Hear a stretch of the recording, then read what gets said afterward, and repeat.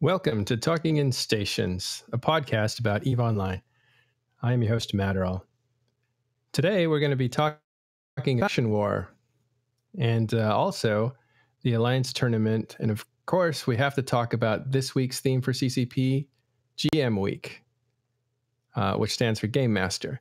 So we have Game Master Spider with us, although his name might be changing. And let me go around and introduce everybody that's going to be with us today. We'll start with Apothny. How's it going, Apothny? Hey, dude. What's up? Good to see you again after the Alliance Tournament. Yeah, it was a really fun tournament this year. All right. Well, we'll talk about results and what it was like to be a part of that, since you're intimately aware of all the stuff that goes on behind the scenes. Maybe that's not the best phrasing at the Alliance Tournament. All right. We also want to talk about Faction War. And so from Templis Calcif, we have Safio. It's Safoy or Saf is fine. I think Safoy sounds better. So it wouldn't be Talking in Stations if I didn't butcher a name. You're saying you can't name drop? Anyway, it's nice to meet you, Safoy. Can you describe for the audience who you are? Sure. I am the current executor for Templis Calcif. And I also flew on the AT team. Oh, cool. All right. And we also have from Caldari, former Caldari faction warrior, Corvus Onzo from Mjolnir Block. Hey, how you doing? Thanks for having me. Thanks for coming. How bad did I destroy the block's name?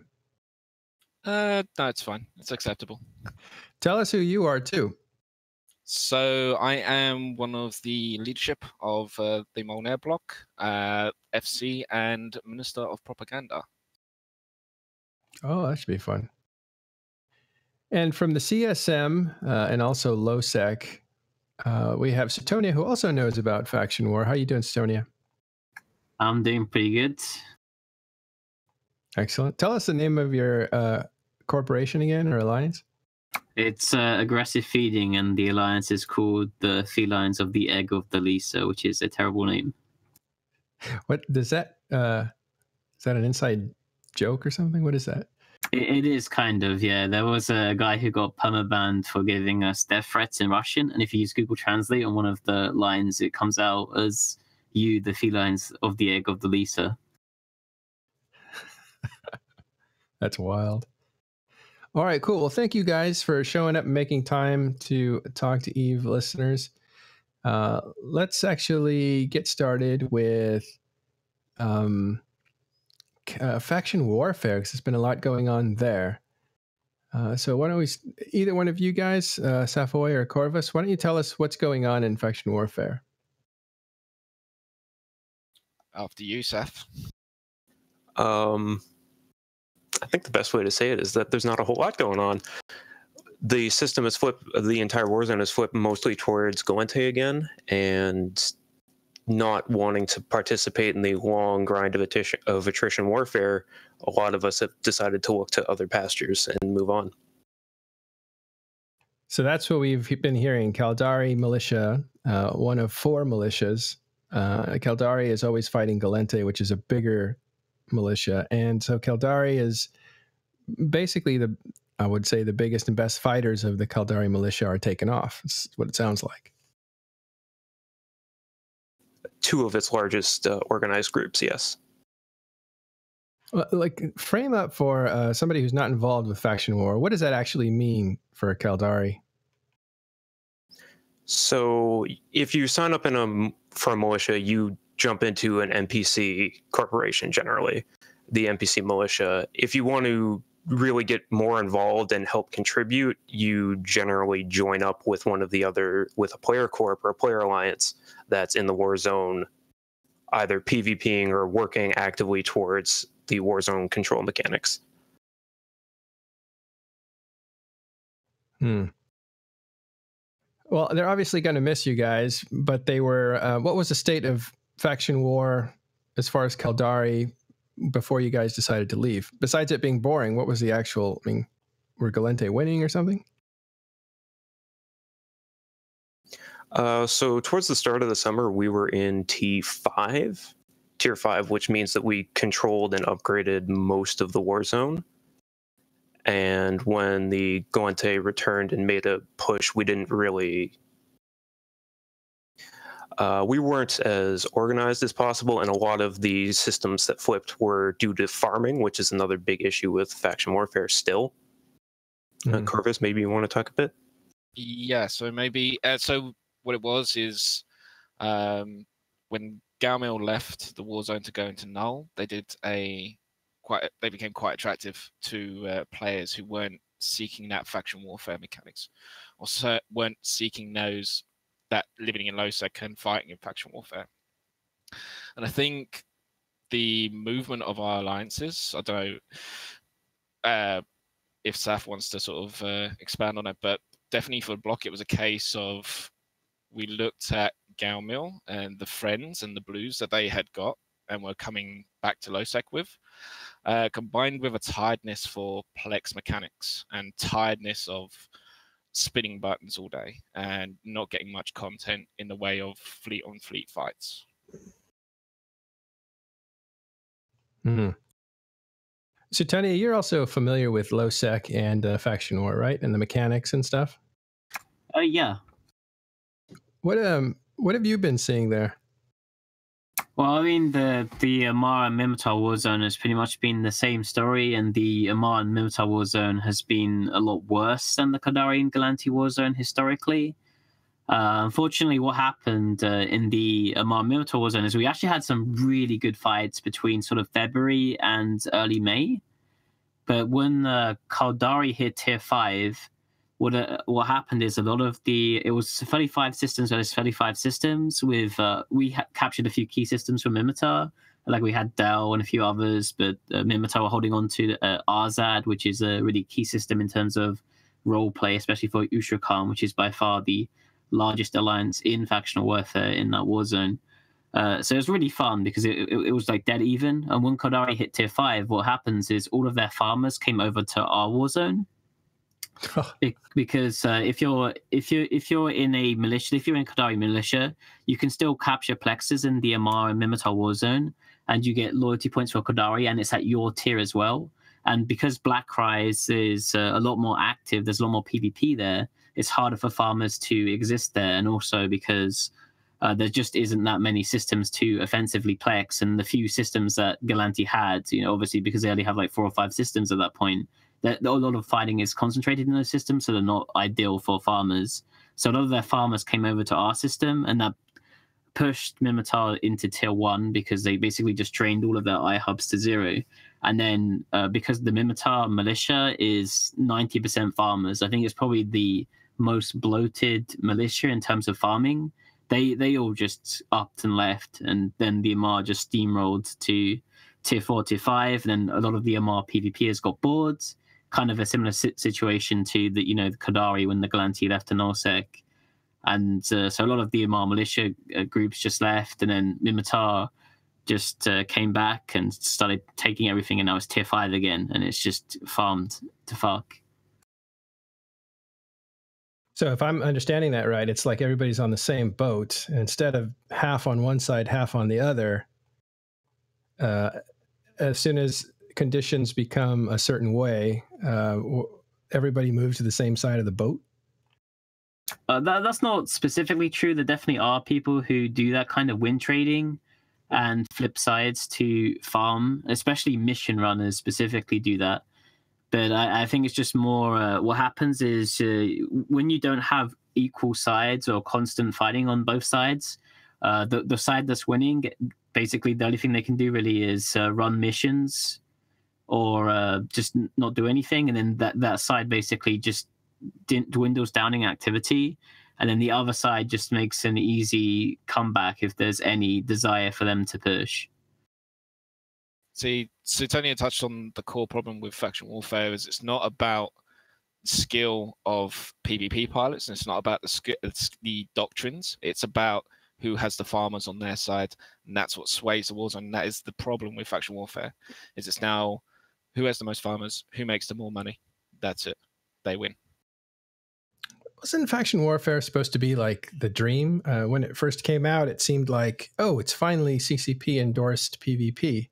Whereas before, there wasn't anything, I mean, besides all of nullsec and fight if you will fight, or make peace if you will make peace, there wasn't anything like that was endorsed that you could get behind. So if I didn't want to get behind a player organization, it was hard to PvP. But then here comes faction warfare, and it's like, okay, so now we are sanctioning faction warfare in these areas with these mechanics. So if you want to participate by yourself with a group that you don't know, you can do that through faction war. But it seems like over the years, it's been suffering from one break after another, or, miscalculation on the mechanics. Absolutely. Citadel's by far broke faction warfare. Mainly because what is the point of taking systems to stop people docking in NPC stations if you can just put a fort down or an Astra house down and live there anyway? That's the most recent change that I get, and the most recent is 2 years ago, which is kind of funny. But that's the one that has had people concerned about faction war. There was stuff before that, though, before Citadels were ever around. With the farmer problem you're describing, it sounds like the way to take systems is just whoever can push the most pilots to be farming 24/7. Is that accurate? Yeah, and also a big problem with faction warfare, in my opinion, is all of the plexes are worth exactly the same. So capturing a novice plex contests the system as much as capturing a large plex, and capturing a novice plex also takes half the time as a large plex as well. And obviously, a novice plex can easily be done with an alpha character from day one. Like, you can literally just make an MR character on your character slot, log it in, use the 250k SP from the buddy invite, and that can easily run the novice plexes. And you can do it with a 500,000 ISK fit. And if you capture a novice plex, you generally get about 6 to 7 mil. And if you can run about 4 or 5 of them in an hour. So you can make like 40 million ISK approximately, maybe a bit less than that in an hour on a just completely brand new account, new character, assuming you don't get attacked anyway. And that's one of the reasons why the Warzone gets pushed so hard. So is it an issue that despite the activity of the farmers being there, and obviously we want people playing the game, it's that it doesn't have to be coordinated? You could just go out on your own, and that means that a ton of people can just do it and then not kind of really be involved in any other way. And that kind of throws things, because if the farmers aren't tied to the other warfare politics, then obviously they're just all going to switch the side that's winning. Oh, I actually like the fact that you can just go out solo and do your own thing. I just think the CCP needs to balance the victory points rewarded for the different plex sizes, so that you can do more as a big group, rather than having like systems decided because some guy in a Punisher just wasn't attacked for 3 hours. To be fair, when Caldari Militia reached tier 5, probably up until from tier 1 to tier 3 was probably a organized push by the coalition, by Block, Templis, Hakon, and the PvP alliances in that militia. But then T4 and T5 was achieved because the farmers saw that we were going up in tier. They all switched over to Caldari Militia, and then obviously that farming took over and pushed us all the way to the top. Yeah, it was like that with the Amarr Militia as well. Is the Amarr Militia, the Amarr versus Minmatar, is that having the same troubles? I guess, are they all over widespread, or is it particularly bad because some of the major trading happens in Caldari space? Oh no, it's actually worse in the Amarr Militia, the Amarr and Minmatar Warzone, because of the geography of the region. It's significantly easier to farm missions in the Amarr and Minmatar Warzone, which means that there's a ton more farmers, and also because we have a lot less systems as well than Black Rise. We only have 70 systems. I'm not sure about the exact number. I think, is it 114 or something like that? I'm sure the Tempest guy knows, but it's much easier to just flip really fast. Sorry, you said it was too easy to do what? Because we have a lot less systems than Black Rise, then it flips a lot faster, if you know what I mean. Like if one side gains momentum and suddenly you get 30 systems, that's like, okay, now you're in tier 3 instantly, instead of like in Black Rise where 30 systems isn't as crucial. Yeah. For SOV players, it's like having few moons in a system. In the old days, you could flip it rather easily if you could take it. So it flips faster than a system that had 20, 30 moons in it. That's funny. Translating Faction War to nullsec is a thing now, I guess. It's a lot of what we've been seeing since both sides of the Kaldar and Gallente militia had ventured out into nullsec. We did bring some of those tactics back, and it has contributed to the detriment, especially the large-scale bluing that had been happening on the Gallente side. Yeah, describe that large-scale bluing on Gallente side. What do you mean by that? So the Gallente militia has notably been blue with snuffbox. Or I shouldn't say the whole militia, but key members of the militia have been blue with snuffbox for several years at this point. And it has been very difficult to do some larger scale operations, like even up to the point of capital fights, just because the Gallente can more freely drop their capital ships without any fear of somebody's capital umbrella dropping on them, whereas we have to be very careful and plan our operations carefully and our time zones to ensure that we don't have to worry about Snuff deciding to randomly drop 7 Titans on a structure fight. Yeah, a bit more than you can handle, I suppose. Yeah, a little bit more. Do you have diplomats that could call in an enemy of Snuff, like Horde or something? We generally choose to only call in allies when key structures of ours are being attacked. We don't use them offensively for the most part. And at that, we haven't blued with them per se. We still go out and we still fight with these groups. But when key objectives are on the line, we'll, talk to our friends who we've been fighting, and they'll offer or we'll ask for them to come down and help us out. So what I'm getting is that faction warfare has some mechanical problems that have caused imbalances, and you guys are really not up for it anymore. And so you're taking off to do something else? Yeah, so we dabbled a little bit in nullsec towards the start of the year, and right around when they flipped to faction Fortizars. And after that, we sort of came back to the war zone, did some fighting. Nobody really was that interested, at least in my organization, in maintaining the war zone control. So when we finished up the Alliance tournament, we started talking about what we were going to do next for the rest of the year, and it seemed like a better idea to try and find some greener pastures somewhere else. Do you know what the greener pastures are yet? We've been looking at pieces of NPC nullsec, and we're setting up to fight in the Great Wildlands, I believe. Oh, okay. So, Tony, I think I cut you off. Did you want to say something? Oh, yeah. I just wanted to say that this is kind of why the Citadel thing is a problem in FW, is because of the sort of coalitions on either side and the third-party stuff. It's not only do you have to like kill a Citadel to remove a group, and Citadels are generally a lot harder to remove than what typical factional warfare corps are used to.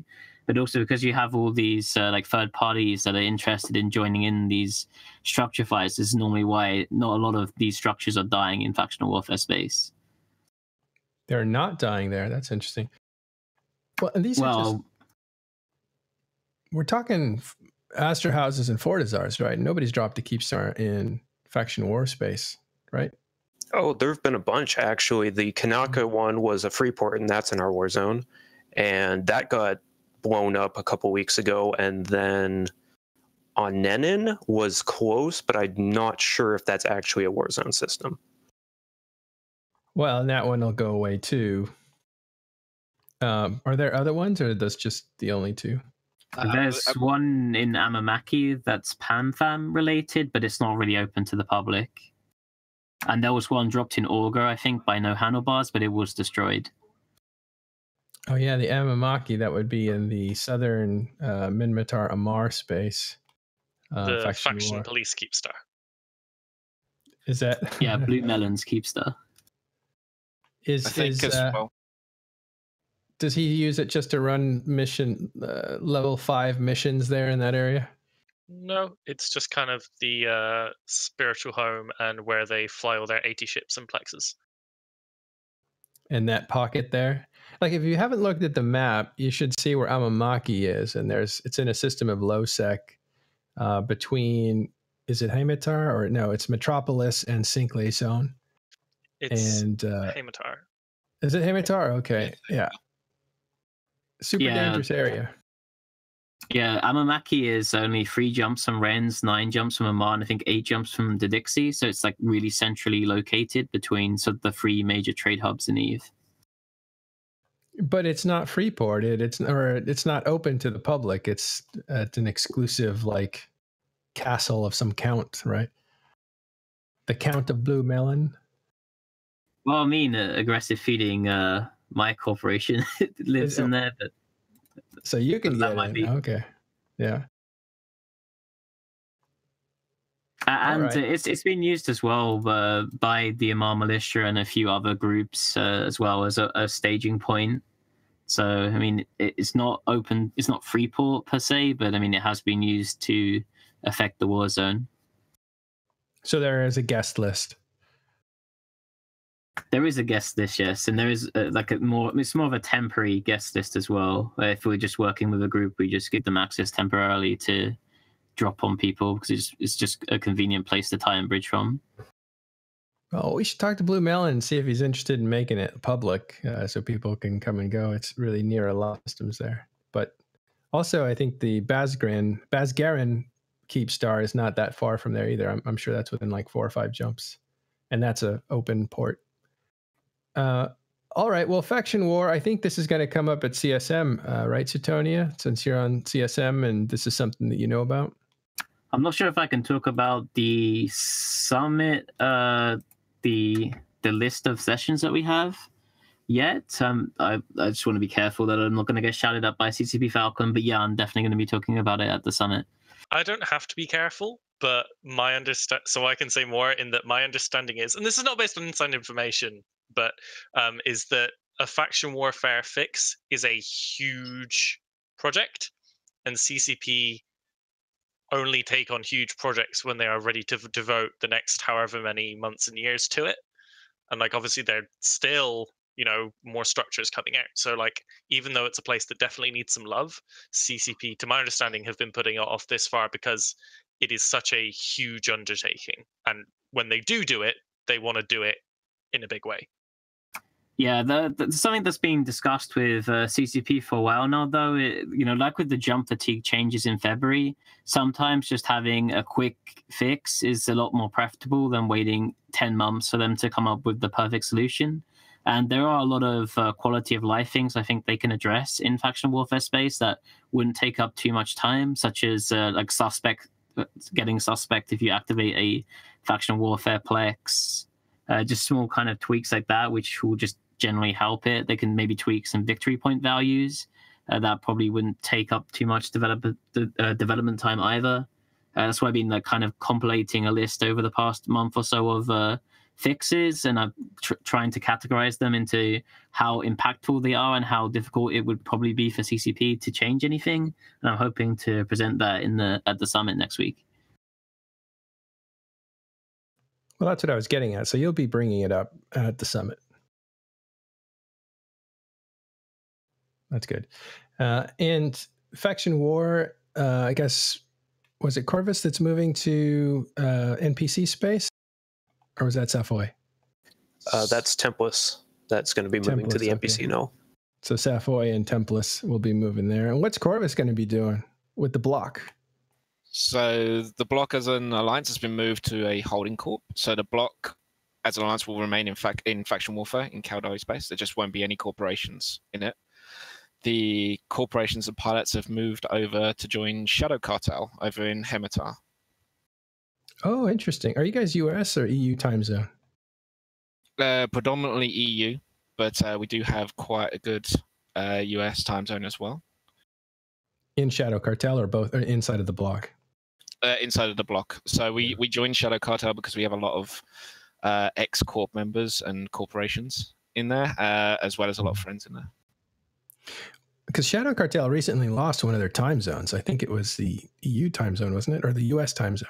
US time zone. So we're going to bolster their EU time zone and also add some US in for the mix as well. Well, this means that Shadow Cartel is going to be pretty good in European time zone, but the US time zone they'll need to build up, it sounds like. Yeah, our whole movement from the war zone is to rebuild ourselves. Obviously, that will come hand in hand with adding to what Shadow Cartel already has. Yeah. And Shadow Cartel actually, along with the Kanaka Keepstar, had a Keepstar destroyed recently. Those were two of the low-sec Keepstars that were destroyed recently.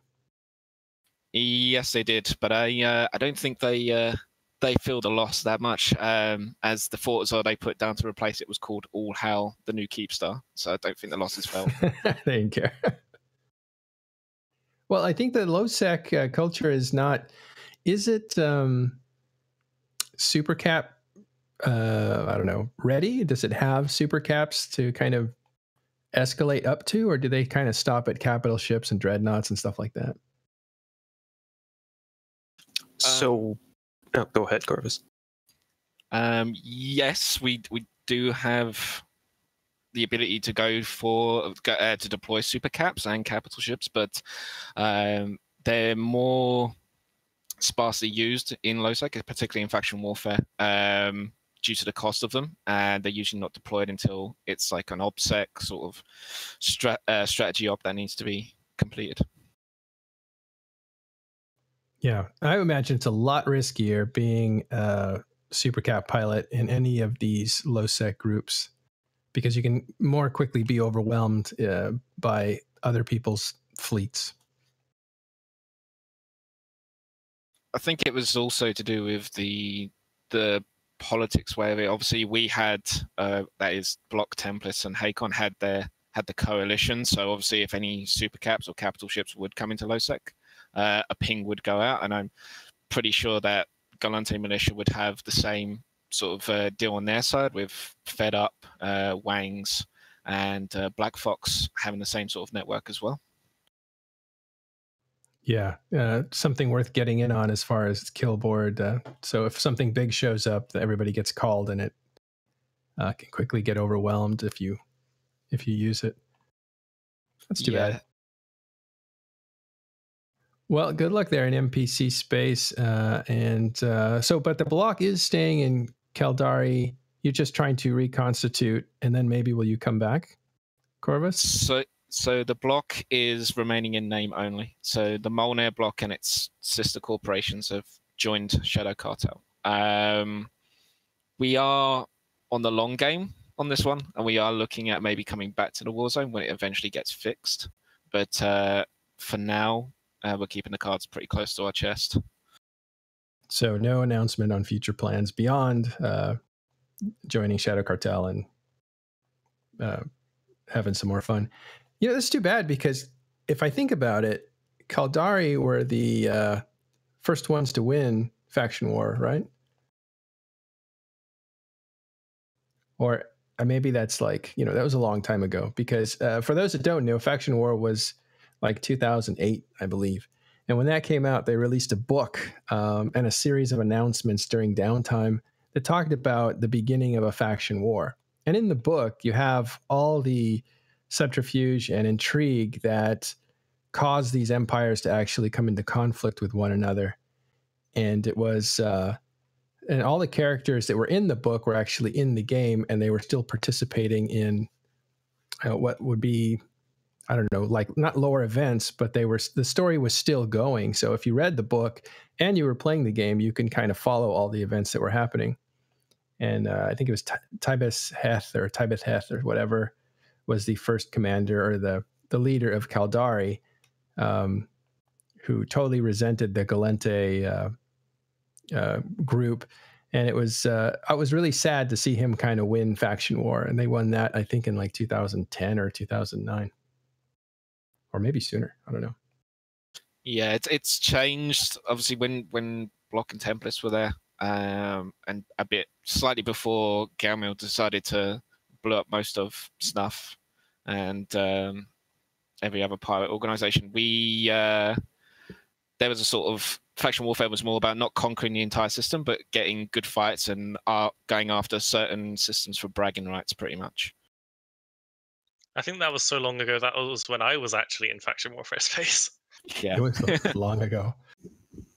So I remember the first times that Galmel and Snuff started getting really, really close. And it was during that time where there was kind of this golden age of T1 cruiser brawls that lasted for a couple of years after the initial T1 cruiser rebalance that was so awesome.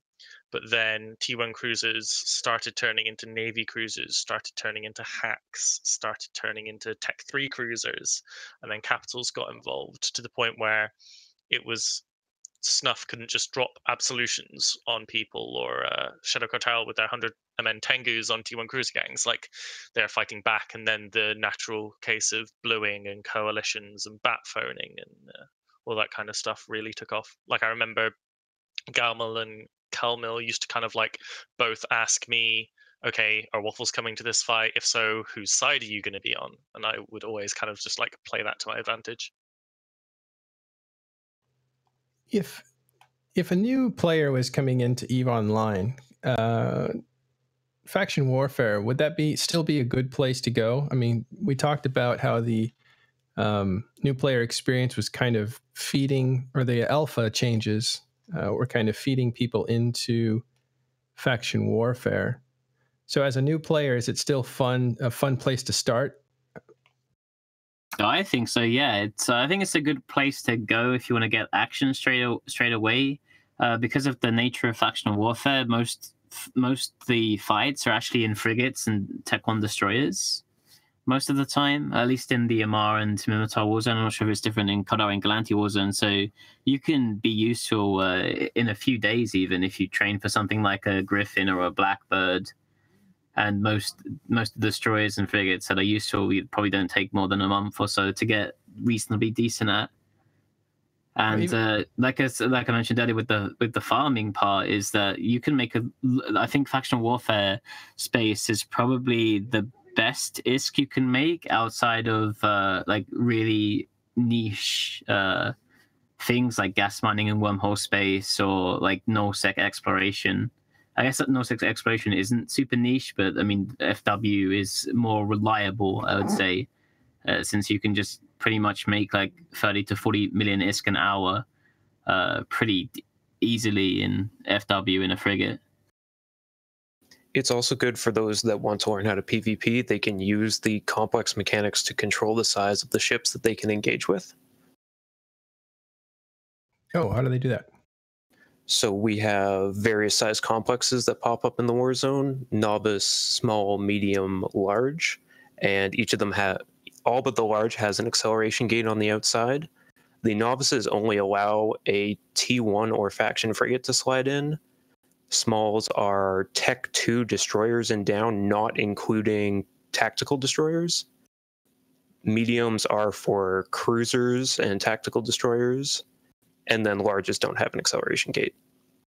So you can go into one of these complexes like a novice in your Rifter, and you can set up inside, and you can use your D-scan to see who's outside and see if you're about to get blobbed by 15 people, or if there's just one guy out there who's going to come in and try and give you a good fight.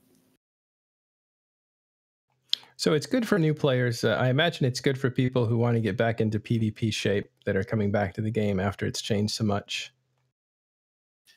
Yeah, one thing I would point out though for new pilots, it's depending on the group you join. Like nullsec, there are certain groups that might endeavor to, take advantage of new players. I'm sure Saf probably knows who I'm talking about, but there are certain groups that will sort of overcharge for ships, on their sort of giving the ships out to their new players and stuff like that.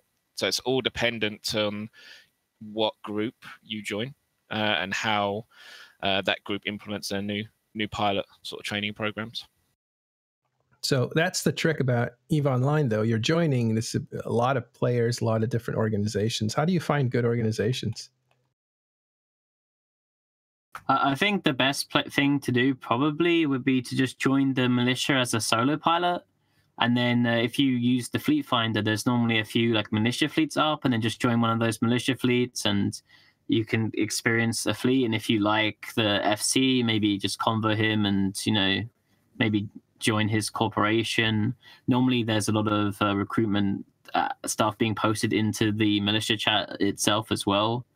So normally, I'll just say join as the NPC, maybe try it out, and then join a few fleets that you should be able to join, and then just join a group that you have fun flying with in those fleets. Yeah, this is something I've always wanted to try, and I did, but it's kind of funny. It's I think when you're browsing Faction Warfare and you're interested in joining, be aware that it pulls you out of. It drops you right in. And all of a sudden, you're like up for grabs.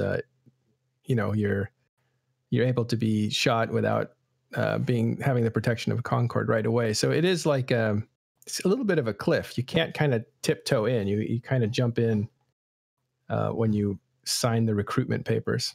I guess like any military. What we do tend to find as well is often people who get killed. So, for instance, when the block was would fly around as solo PvPers, we would run into new people in the militia, obviously have a fight.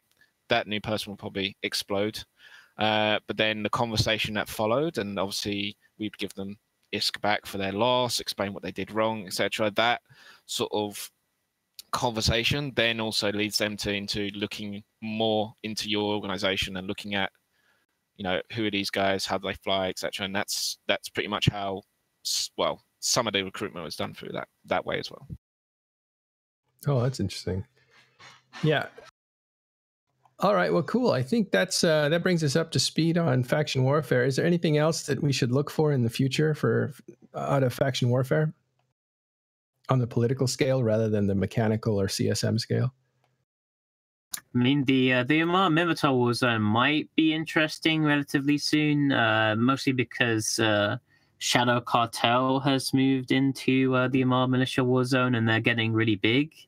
And maybe not so much for the FW side, but I think for the kind of like capital fights in LowSec, I think there's going to be a lot of action here pretty soon, because we've got Siege Green, which is another sort of really powerful capital group that lives in Secede, which is next door to Shadow Cartel. You also have No Handlebars, I believe, that also live in Augur with Shadow Cartel as well. You also still have some Amamaki police, like PamFam guys in Amamaki, who are also kind of doing cool stuff. And I believe Snuffed Out is also maybe coming back to the Amarr Minmatar Warzone, so there could be a lot of action here. It might actually heat up in the south there. Well, it says from Noisy Gamer, who's actually a Minmatar sympathizer, he says there are only 4 Amarr systems now, so it looks like Minmatar are cleaning up that faction war fight these days.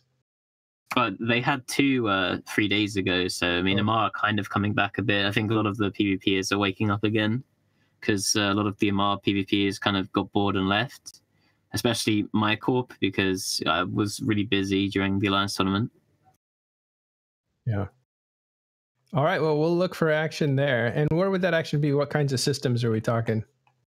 Well, I'd say in the Amarr Minmatar Warzone, at least the most active systems, especially if you want to get a fight really quickly, it might not be a good fight, is sort of Kamela Huola area, and then down towards Amamaki. That sort of belt of 5 or 6 systems is normally really, really active. Because it's that section that's in between the 3 major trade hubs that I talked about, but it's between Didixi, Amarr, and Rennes of about 6 to 7 jumps each, with Rennes being a bit closer. And again, you have Shadow Cartel and No Handlebars living in Augur, so you can generally get a fight quickly there. Also, Siege Green live in Secede, which is right next door, which is one jump away. Then Amamaki as well has the AmaPD guys. There's also a lot of pirates and like Amar PvPers that live in Kamela. And then you also have a Mimitar FW group called Schnecht, which also give really good fights, who live in Lamar, which is one jump away from Kamela. So anywhere in that area really is super active. Yeah. I would like to see Rennes make a comeback as a trade hub. I kind of miss saying it. CCV kind of killed it when they let you put Citadels in Heck instead of Rennes. All right. All the byproducts of Citadels, like the things that we didn't think they would affect. Well, actually, I think they were warned Faction Warfare was going to be in trouble with these Citadels. But what can I do? All right, guys. Thanks for bringing us up to speed on Faction War, especially the Caldari militia and what's up with them. As groups leave them to pursue greener pastures, we'll see how that affects the teams up there. And I still want to play it. Actually, I'm still very curious about Faction War. It's one of the parts of the game that I never played except in a pedestrian way, and that seems like it's always been calling me, but I've just never had time to go and throw myself into it. Maybe now that it's quiet up there, I'll join Caldari. I was going to say, who would you join? Well, originally, because of the book and my sympathies, I would have joined Gallente because they were just the ones the lifestyle I believed in most. But Ashtarothi would come to your house and murder you if you did anything else as well. Yeah. You're in there, aren't you, Apothony? Not at the moment. No? All right. I thought you had a character in there. Yeah, I would have joined Gallente, but now all my EVE experience has made all the empires all equal in my eyes. Okay, so speaking of the empires, one of the oldest trade hubs, we're going to transition here to talk with GM Spider, who we have today. But I'll introduce it by saying that one of the oldest trade hubs that existed before Jita was around was Ulai, which was the center of New Eden, basically. Not geographically, but politically and historically and with lore and stuff like that. That was like the capital of the entire place. And that is where GMs decided to basically take some illegal botters and transport them magically into that system so that the high sec could just destroy their super capitals and capital ships. And it was a lot of fun for people who were participating. But let's bring in GM Spider. How are you doing? Doing good, my man. How about you guys? We're all good, man. Thanks for sticking around. We love the studio back there. That is CCP's 07 studio. Yeah. It's awesome. A really cool place. I love having any excuse to be in here. It's a nice backdrop. Beats a den or a TV room. Yeah. What do you got going on? What is this week all about? Wow. This basically just started as this discussion that we wanted to kind of just bring attention to the GMs, kind of give them a little blip on the map kind of deal, kind of just show what we do more than just ticket work and so on. We just wanted to make our presence known within the community, and that was achieved through various activities and just fun times. Yeah, you seem to be mixing some discipline with fun activities, like the war on bots. It's a bit of both. The whole Ulai event actually kind of just happened after it's been one of those things that we've joked about doing for a while. We've wanted to try it out, see what the how the players would respond to it, and basically through the event itself or the GM week, we kind of saw an opportunity just to try it out and see what would happen. And as people know, it's exceeded all expectations that we had for it, at least. I mean, we were absolutely just losing it. We were so excited over it. And, the players were really liking it. So it was a good indication of, whether we should do it again. So you're liking what you're seeing then, as far as participation? Oh yeah, sure. It's always good to see the players kind of just like embrace this and just like, oh, we'll just help you kill these ships. And we were having issues finding people to move in because they just died so quickly. Well, it is when I said it was part discipline, it's because they're taking botters, which is illegal, from nullsec. So they're out there in their obscurity and they feel safe. But when they get caught, they get magically transported to a system with a bunch of wolves ready to eat them. So it's kind of funny to see that kind of punishment, because it gives content to players who are, in high sec and want to participate in these games. At the same time, it's solving a security problem with people cheating, getting nuked. Yeah, definitely. It's I mean, it's kind of a mixed thing, but it's like we are only moving in guys that we are 100% certain are violating our policies and just will not be back in the game. There is no mistake about that. But it also gives like some players are they've never seen these ships before, and all of a sudden they're engaged in like what was it, 300 people in system trying to get on the kill reports. It's but it's like it was not just these 8 guys that we decided to ban. There is always more happening behind the scenes. We just wanted to give a bit of a spectacle, so to speak, for the players and create a bit of an event out of it. Well, you bring up a really good point. A lot of players haven't seen these ships before, and so it's a big thrill for them not only to see them, but to be in a group of hundreds of people, fleet sizes they haven't ever seen before, and participate. Yeah, for sure. Something we take for granted in nullsec. Well, what's so this is a whole week, and have you been doing something every day? Yeah, we kicked this off on Monday. We've been doing scavenger hunts all around New Eden. We'll have GM sitting there, basically handing out the combat medic skins that we have, which are, in my opinion, probably some of the coolest skins we've ever released, as well as some cool vanity items that some of the GMs designed. We had a brainstorming session about that and just kind of like, okay, what is our kind of sense of humor and how can we implement that into the game? We've had the 2 fleets with Bjornby. One of them was kind of a fail fit fleet just to see how quickly we would die. And then the second time around, we had a more cohesive fleet composition and actually got some good fights and didn't just die horribly, 5 minutes in. On top of that, we've had some art competitions. We've done like best poems, some MS Paint art, and we're looking at the who's going to win the art competition that we announced during the beginning.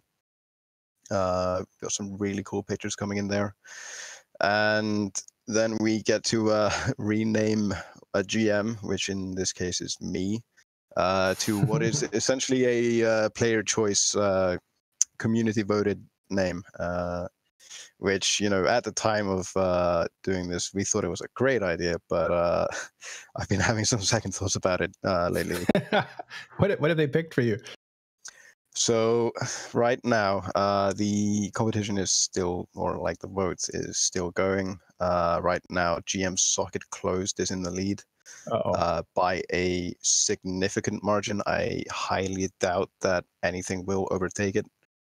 No. So it looks like I'll be receiving a very ironic name when I'm supposed to be there helping players, and I will be I like this name by GM Socket Closed. I like this name by Sizok here in chat. He says, GM great hair. I think that would be fitting. He has great hair. Yeah. Well, socket close refers to what happens when you get disconnected from a game. And so that's an inside joke for EVE players, because there have been a lot of disconnects when these huge battles of 4,000 players or more happen. A lot of people get disconnected. Yeah, but that's due to different reasons. The socket closed message is honestly, it's really vague. the perception is that socket close immediately means that our servers are at fault. Unfortunately, just due to how the internet works, this is more of a connection issue somewhere between your client and your computer and our servers. They're really difficult to diagnose, almost impossible, because the cause of this connection could be anywhere. I mean, and it in a lot of cases is not going to be either, you know, the CCP server's fault or the players. I mean, it's just this thing that is just unavoidable when it comes to any network kind of gaming. I mean, you will experience this in other games, and it's just EVE's a bit sensitive to unstable connections. It's just a really unfortunate thing, and you know, if we had some silver bullet that we, you know, could use to fix it, then of course we would have done that a long time ago. I mean, this is just as annoying for us as it is for the players, and it happens to them. Yeah, I've heard something about the 64-bit client might help because it's clients running out of RAM. I think after 3 point something RAM being taken up by the game, it's more likely that your socket will close or something like that. But no, yeah, that's the other like part of this. The regarding the fleet fights, the most common cause of client crashes and all that stuff. I mean, I would say, not officially, I think this is just kind of my understanding of it, based on what I'm reading and gathering from players and stuff, is, yeah, the client is running out of memory, and the client itself crashes, but, you know, you still have a connection to the server itself. This is not the server node or the system being overloaded, per se, but a lot of the common crashes that people are encountering in fleet fights are because the EVE client relies on, well, it's a 32-bit program. It has only access to, I think, about 3.7 gigs of memory, and, you know, when you're loading just like thousands of things on grid, then, you know, bad things can happen. I mean, it's something we're very aware of, and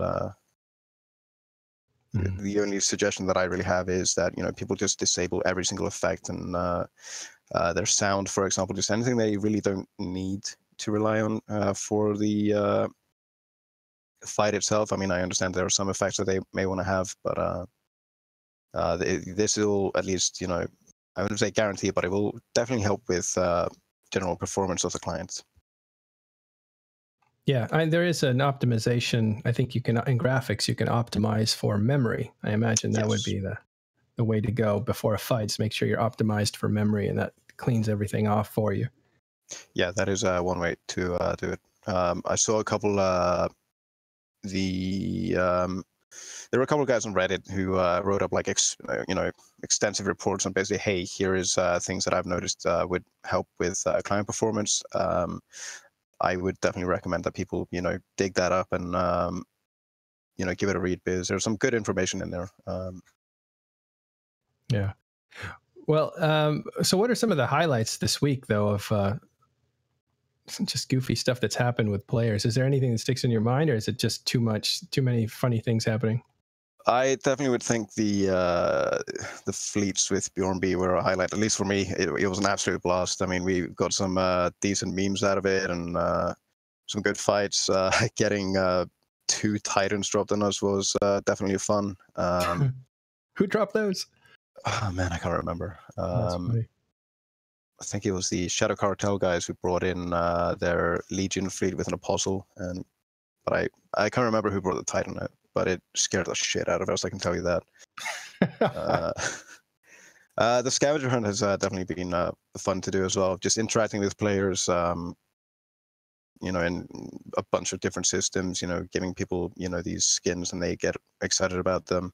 I decided to go a bit rogue yesterday and started like a massive party in the Amar system, just to kind of give my name, which I'm very much attached to, kind of a proper, you know, Viking burial, so to speak. You know, light a fire in a canoe kind of thing. Yeah, except with fireworks and spaceships. But yeah, it's been a total blast. I mean, this is definitely something that I really would want to do in the future. And I, you know, I guess that all just depends on if the players enjoyed it, if there's kind of a desire to see more of this, then anything can happen for sure.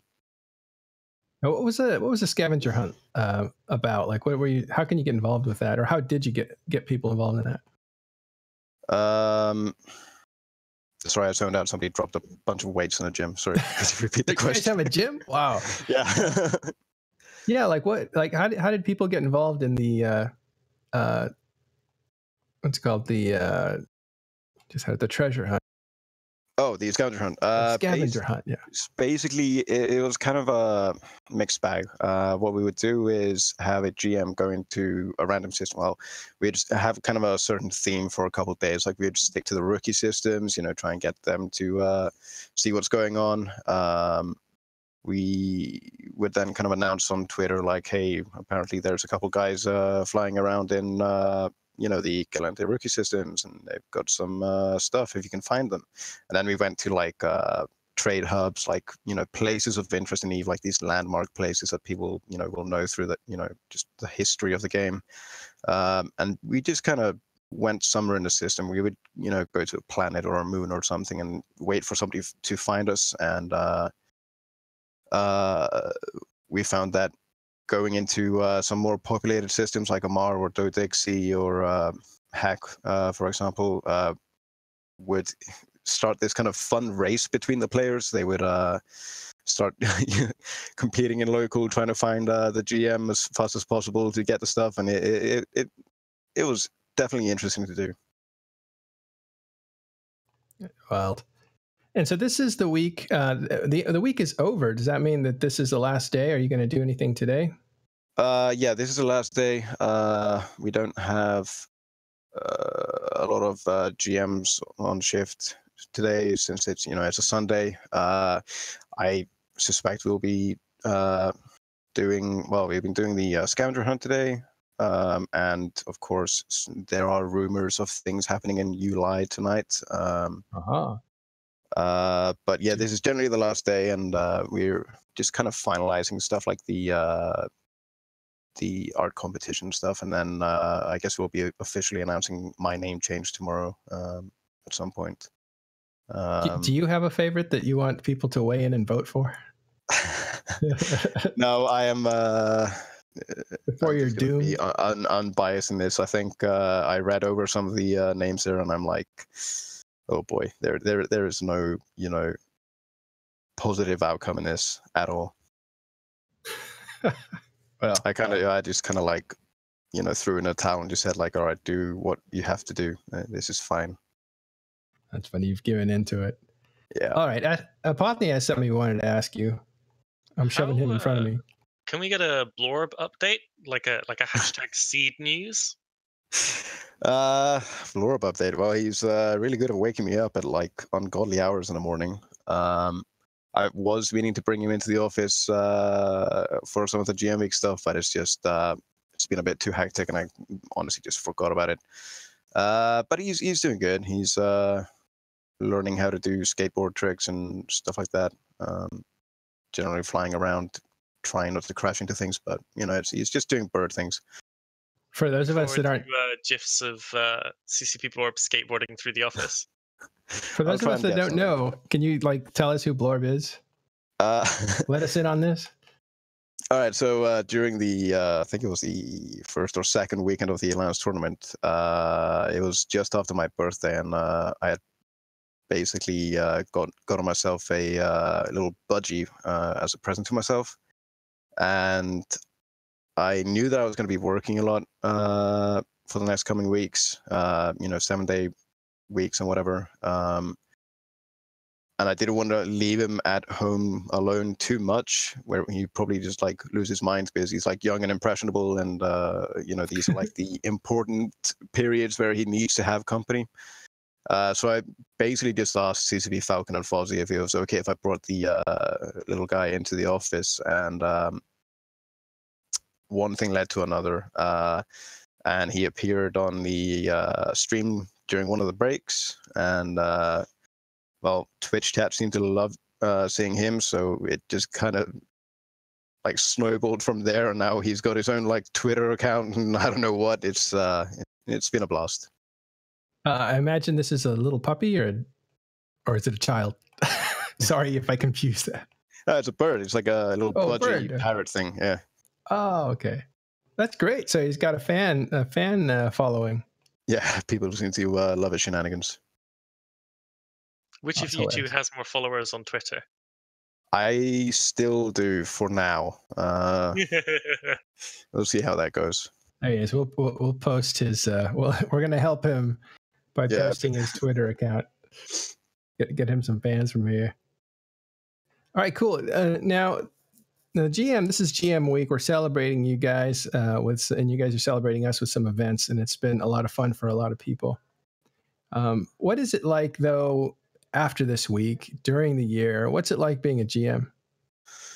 After this week, we'll be like, all right, this is over. Let's clean up the queue, kind of, catch up on the day-to-day activities. That's the kind of immediate follow-up. After that, it's mostly just business as usual. We will be answering tickets, liaising with the dev teams about upcoming features and changes they want to make. We'll be kind of reporting bugs or player concerns to them directly, making sure that we can support the feature properly. We are in this kind of overhauling phase with one team regarding the help center we have and just internal policies and stuff like that and procedures. And so it's we're going to be basically just going back to the normal, like, surprisingly varied tasks that we have as a GM. Of course, we got the CSM summit coming up. We'll be talking to them about some things, which concern the GMs and like the support that we are offering. So yeah, it's that, tickets and a bunch of other small things. And you live in Iceland, looks like, or are you just visiting right now? Oh, I live in Iceland, yeah.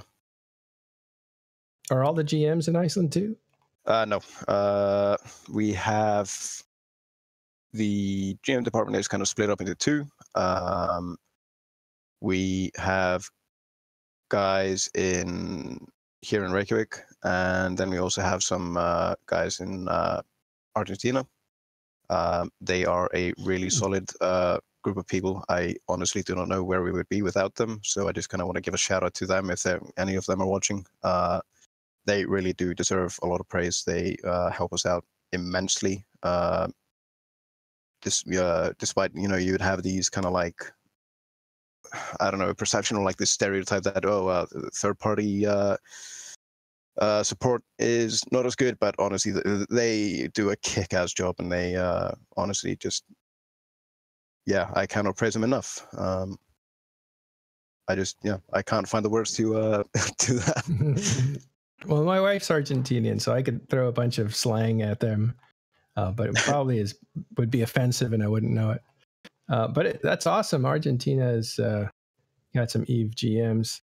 I've always wondered why there hasn't been localization for Spanish. I guess there's not enough will, but there's 400 million Spanish speakers. And we've seen some like tear-jerking stories of players that use dictionaries to translate, so they can play this game.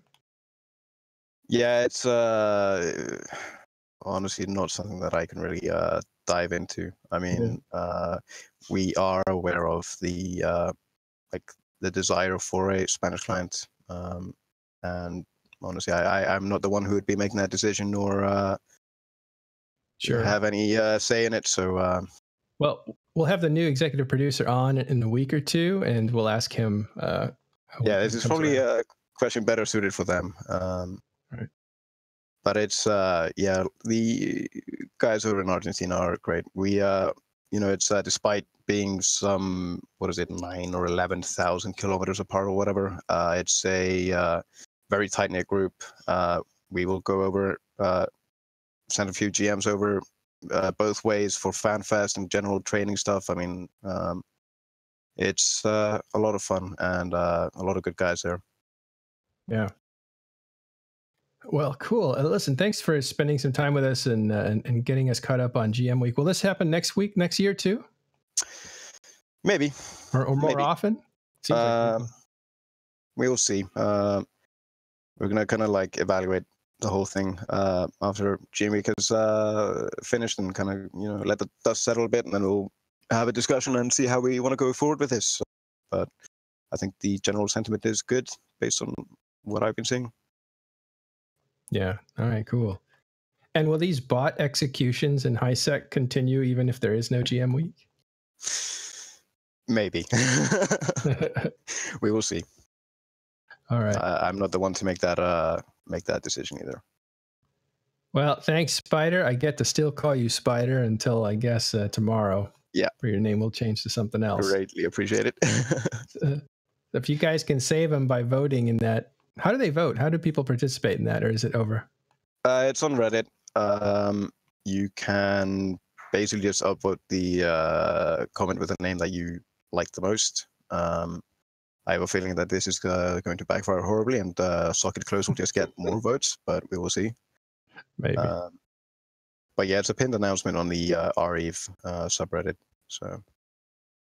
Oh, we have like 250 live viewers. Go there and save them from closed Socket. Do it. All right. Well, thanks a lot. We really appreciate you coming by. Good luck today, and good luck in the future with all the GM stuff that you have to do. I hear that you guys get hammered sometimes with the amount of requests, especially after, I don't know, like a patch and stuff. Yeah, I mean, it happens. It's getting better for sure. But there have been the occasional like, oh boy, we're just gonna have to do a crunch week, and just encourage everyone to just work as much as they can, because there have been the occasional expansion that just broke things. But I mean, it's definitely I don't recall that happening like recently. We've been blessed with some smooth expansions lately. Well, I don't know. For the most part. Yeah. Recently, you have Aura, who just won't go away, which is kind of funny. If that is the biggest issue that will come out of an expansion, then call me happy. That's nothing. All right. Well, there's another one. I don't know if anybody's noticed this, but the buy all feature when you're shopping, at least for skill books, used to be there. You could buy all the skill books involved in getting you into that ship, which I thought was a really cool shortcut, and that seems to be gone. Is buy all like missing? Interesting. If not, I'm going to send you a ticket. Yeah, it is. Well, I'll find a bug report on that actually. If it's that would be the best approach. Yeah, a bug report. You're right. I think CCP Goliath would greatly appreciate that. Yeah, I think I've just said it publicly in TIS, but I'll write a ticket. And it's still, so you don't get bug reports. You just get. What's your position at CCP? What do? You arbitrate between players and in certain situations? So we have like two systems, and it does happen that they get mixed up a bit. So you have the bug reporting system, which is basically like, hey, this thing in the game doesn't work. Like, this graphics texture is looking weird, or a feature is missing, or a bug essentially. They will go directly to the quality assurance guys, and they will figure out what is causing it, fix it, and so on. The Game Masters, however, we handle support tickets, and this is general stuff like payment issues, some problem with your Plex or whatever, ship reimbursement requests, general guidance and assistance, technical problems. If your client all of a sudden doesn't load and you're not quite sure why, or the launcher isn't downloading the latest update, or your computer just all of a sudden blew up when you try to press play on the in the launcher, which hasn't actually happened, but we've seen a lot of varied stuff for sure. So yeah, we're generally there to help with kind of the live game, to kind of help the players, just to ensure that they can, for the most part, just enjoy the game, with the exception to when, this is actually something that will require a developer to fix. I think that is the best distinction between it. Like internally, is it something that developer can fix, or is it something that, I can quickly address on my end? Yeah. Well, thanks again, Spider. Really appreciate it. Yep. Thanks for having me, guys. Sure. In this last segment, we'll talk about the Alliance tournament, which just wrapped up. Apothny, you were there. Suetonia, I'm sure you were watching or were participating. Were you in Hydra or Vidra? I wasn't participating. I was a commentator though. Oh, sorry. I was actually a referee there, so I might actually still be relevant here. Oh, yeah. You're a referee. Let's talk Alliance tournament. Apothny? Yeah, so really awesome tournament this year. Vidra become the third ever team to win more than one gold medal. So they joined Bandit Brothers, who have 3, Pandemic Legion, who have 6, and Vidra now have 2 golds. So that's kind of a fairly historic moment. The meta was really cool. There was a ton of different viable archetypes. Yeah, it was a really fantastic tournament. Obviously, it would have been a lot better if we just had more teams, if we'd been able to run a feed around. But that's basically me just saying the AT was so good. I just want there to be more AT to go around for everyone. Yeah, dinner was so good that just weren't enough people eating. That's a waste. So what was it like then? You guys tell me about the Alliance tournament. What was it like this year compared to other years? Well, the biggest change, I think, obviously, was the move from CCP production to Event production.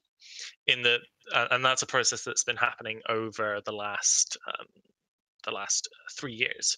So for AT14, Eventy handled the production for the first of 3 weekends. For last year, Eventy handled the first 2 weekends and the feeders, and then CCP did the usual fly commentators out twice for the final 2 weekends. But this year, it was all on Eventy. We ran the whole thing, and then to make things even more complicated, we had a finals party on the final day. So literally 2 doors away from the main TV studio, there was a huge party with lots of nerds and especially TikTok getting really, really wasted, which added kind of a whole extra level of chaos into the mix. He's really strong though, don't worry. At least that's what he was saying for the last 2 hours. I am not cool with loading people up with alcohol. Like this is very counterculture, but I wouldn't make a good Icelander. Let me put it that way. I'm not much of a drinker. So what was it like being a ref, Spider? Honestly, based on, you know, I've been working on these tournaments for years behind the scenes. This was, as far as I'm concerned, the smoothest run one. We didn't have any major issues, no delays, nothing broke like catastrophically. Just it went really well. And, you know, all the FCs that we were speaking to, they, you know, were on the top of their game, you know, ready with everything. It was just a really smooth experience for, like 99.9% of the time. One of the things I really like. Sorry, Apothny. So what I'm getting is that the other Alliance tournaments were disasters. No, it's no. I'm just kidding. It was, you know, we had some fires to put out. We had some like moments that were scary. You know, we've had these, you know, multi-hour delays and stuff like that. It's you know, some things have come up in the past that just we didn't experience at all with this one. It just worked like a well-oiled machine, and that was really cool to see happen. Nice job, Apothny. Go ahead, I cut you off. What were you going to say, Apothny? Yeah, I was just going to say that one of the things I really enjoyed this year is just the quality of all the teams. So I'm sure Suetonia can back me up on this. Like back when the Alliance tournaments were in the single digits, there were basically 3 or 4 teams that were good and would win the tournament, and everyone else was just absolute trash. Like they were just bad. I mean, there only used to be 3 good teams in like from Alliance Tournament 8 to about Alliance Tournament 10, I would say, and that was PL, Hydra, and Darkside. Yeah. What we saw, say about 4 years ago, is there were 1 or 2 teams that kind of like joined that top tier of guys who could compete, and then everyone else was trash. Then, as of 2-ish years ago, we had this really strong undercurrent of teams who weren't necessarily tournament winners, but made the second and third weekends far more entertaining and far less clowny. One of the things that helped that a lot were the feeders last year, because it just meant that there's so much filtering of who was actually good getting into the main tournament. But I feel like a lot of my favorite matches this year, instead of just being the final weekend, seeing the absolute best teams fight each other, it was like the end of the second weekend and then most of the third weekend, where you had a ton of teams who were all just legit strong teams that can bring good matches against absolutely anyone, and then have that kind of variety and that flavor of all the different teams and of the comps and styles they bring. Like I really like how kind of the middle of the pack is so much stronger than it used to be. That's a good place to be. Do you think, well, first of all, do you think there'll be another Alliance tournament? Do you, and I know that's heresy to say that, but do you think there will be, I don't know, better communication from CP to make it to have more participation this year? Do you think it's going to improve, basically? Yeah, I mean, I'd say I think obviously losing Logiro was a big step back, and kind of this year has been kind of like refiguring out how the tournament happens in kind of the new world we find ourselves in. So it's kind of like we took a few steps back and we're kind of retaking those steps forward. But I think CCP and the guys over on that side have kind of now really figured out how to run the tournament in the new structure they have over there, and obviously handing a lot more over to EVNT helps a lot with that. And I think that next year, without the worry about kind of like communication of when the tournament's going to happen, if it's going to happen, issues about Thunderdome existing or not, issues about there was initially worry about prize ships. I think there was a lot of like worry and uncertainty about the Alliance tournament this year, and that naturally led to fewer teams being interested in applying and devoting themselves to it. Whereas now that we've seen a really fucking awesome tournament this year and that CCP are still really on their game, I anticipate a lot more interest in teams getting involved from the early stages next year. So a transition year, I guess. Yes. Sorry, I have to cover my camera because my girlfriend's going to the bathroom. Yeah, well, cover the camera there. Suetonia, being a part of Alliance tournament as a commentator, what was that like?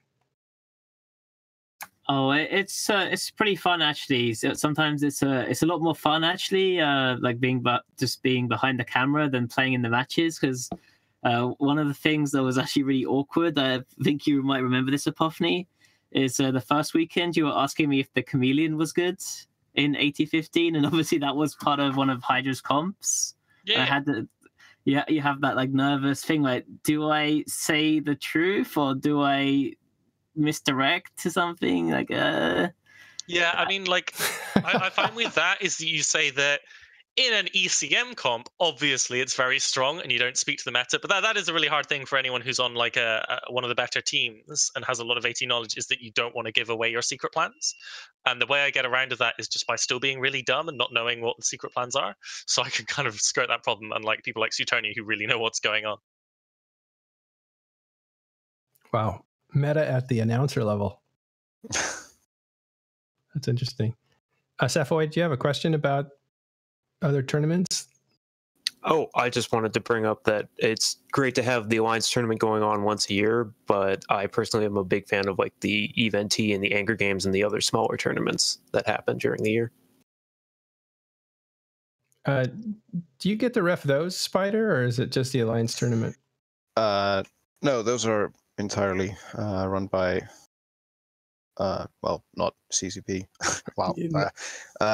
The only tournament we really have run is the Alliance tournament and stuff like the Amar Championships and the what is it called? Did a couple of these like a few years back. Cup. The New Eden Open.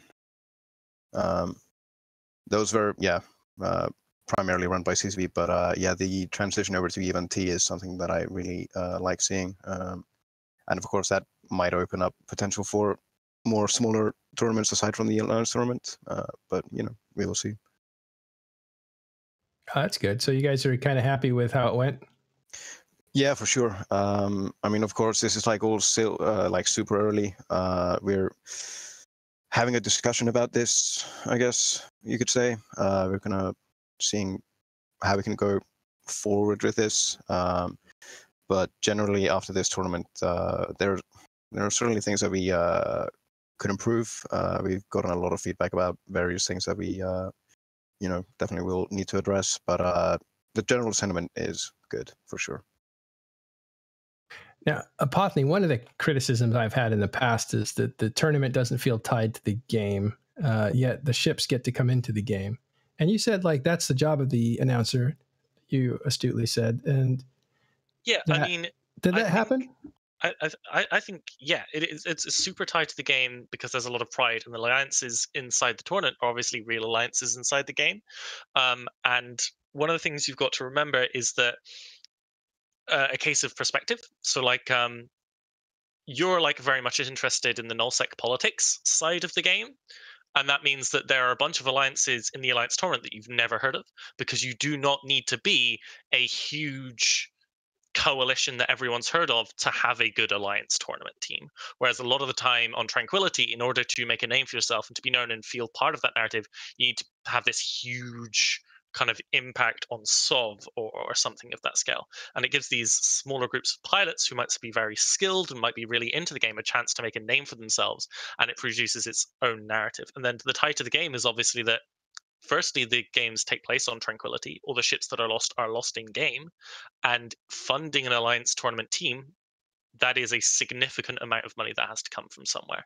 So the economics and the logistics and all that kind of stuff are all absolutely integral and important parts of the game. And it's a lot of bragging rights, and it's a lot of morale as well. If your team does really well or does really poorly, it can result in a glut of people trying to join your alliance. Yeah. Even if not for the Alliance tournament, they just think, hey, this is a cool alliance I've now heard of because of the Alliance tournament. Or if you're a previously good team that does trash, not that I can think of any alliances like that, you might lose some Surely not. people. The recruitment thing, I think, is huge. Like, that was one of the bigger takeaways was, like, if you did well in the Alliance tournament, then you had a reputation inside of EVE Online that you could then leverage to, attract better players that were like, yeah, I saw how well you did in the tournament, so you guys must be pretty good. I want to join you guys. Yeah, I mean, PL has always had that kind of like that dual reputation, right? So in previous years, PL were known for two things: being this big, badass, scary group bunch of super capitals that would drop on any part of the universe before Phoebe hit, and also that they would win AT after AT after AT. So kind of those were two of the big kind of like notorious things about PL. Yeah, and it looks like NC kind of took that this year, along with, of course, Triumvirate, who did really well.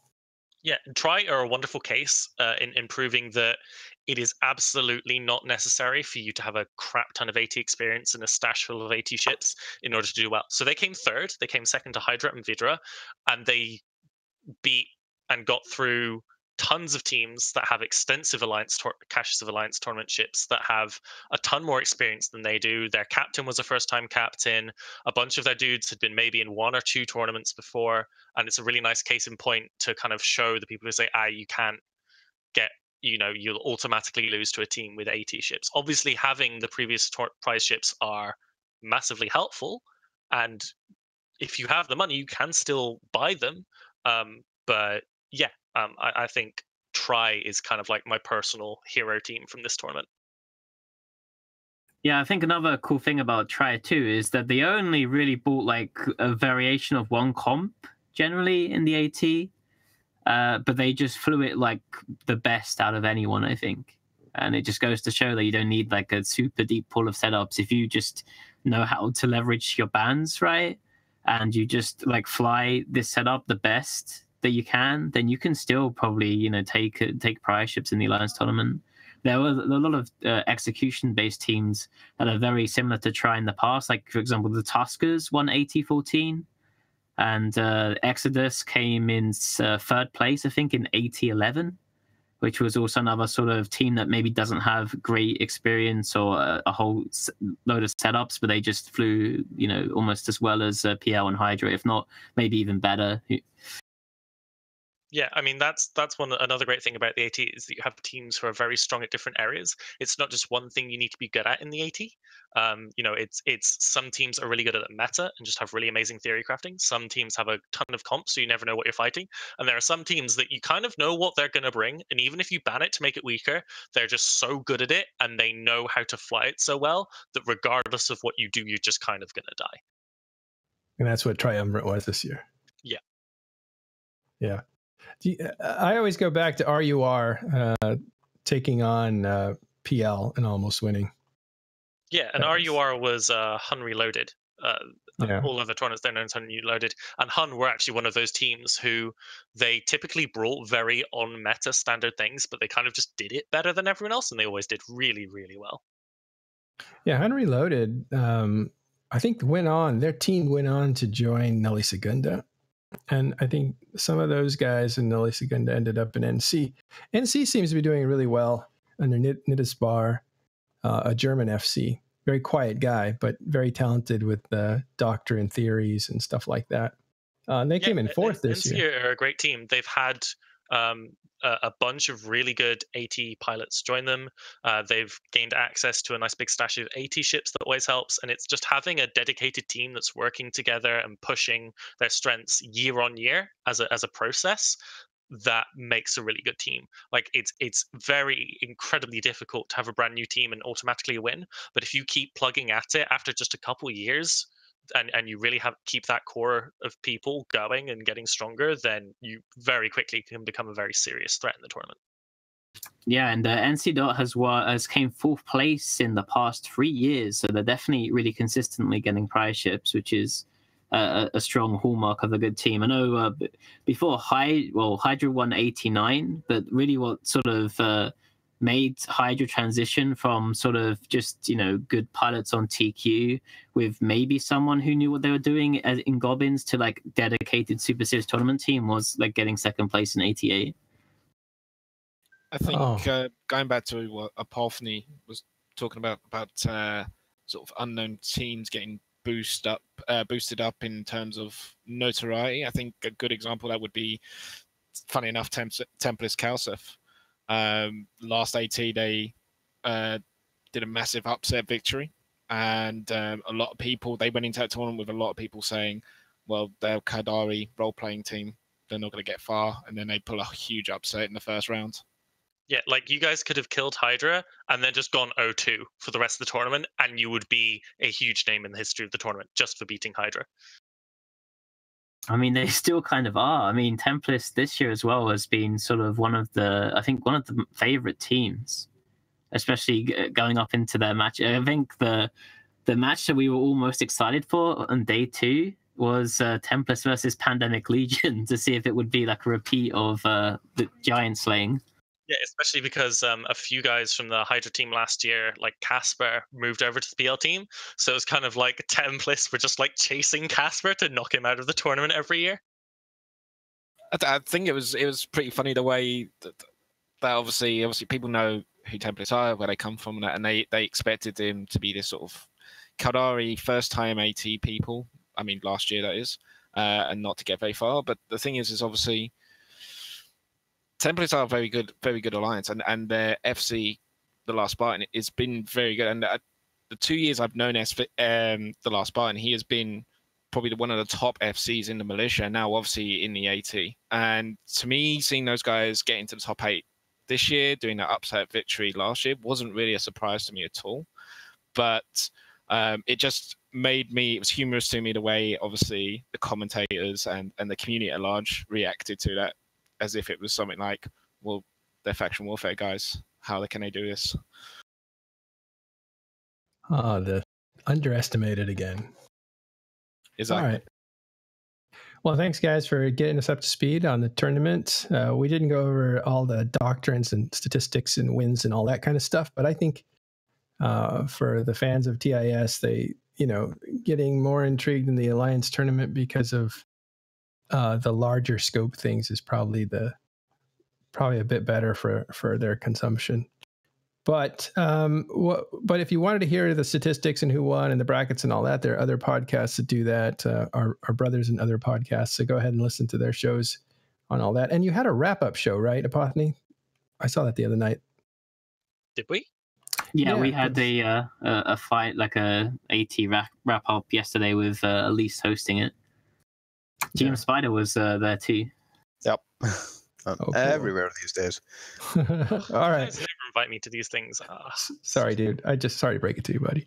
All right, we got to let GM Spider get back to all the shenanigans that they're doing, the GMs this week as they finish up GM week. We're very happy to have him on today. And I want to say one last thing. The last week we went to watch it was last week, wasn't it? It's such a long time ago. We went to, or was it 2 weeks ago the tournament ended? It was last week. It was, right? Yeah. Okay. Time's moving in really weird ways. But yeah, we had Gobbins, Lady Scarlet. We all went to Carneros' party that he threw. It was an Alliance tournament viewing party. And we also had, Kenneth from PL there. He flew all the way in from South Carolina to watch that tournament with those guys. I thought that was really cool. But it was really neat to talk to all these guys, and there was a lot of other people there too. We sent some pictures, and we'll post those. What a great party. So thanks to Carneros, couldn't be here today. Okay, thanks very much, Corvus. Thanks, Safoy, of course, Apothony, Sutonia. Thank you guys for showing up today. We'll be back next week with more of EVE Online. We'll get back to Nullsec to see what's going on there. And we will go ahead and wrap the show up and see you next time on Talking in Stations.